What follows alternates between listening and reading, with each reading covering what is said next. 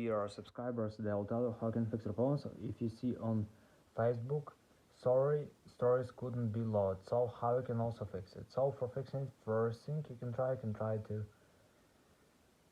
close your Facebook and just open it again and just try to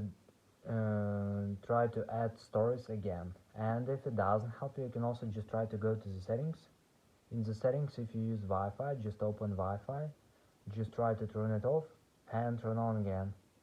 And if you use cellular data, just open cellular data, just try to turn it off and turn on again. So another thing you can try to restore your phone. So just go to the settings. In the settings, just find general. In the general, just scroll down, just tap on shutdown, slide to power off, wait for a second and just power your phone again. So just simply restore your phone. So thanks for watching, have a nice day, subscribe to my channel if you like, and goodbye.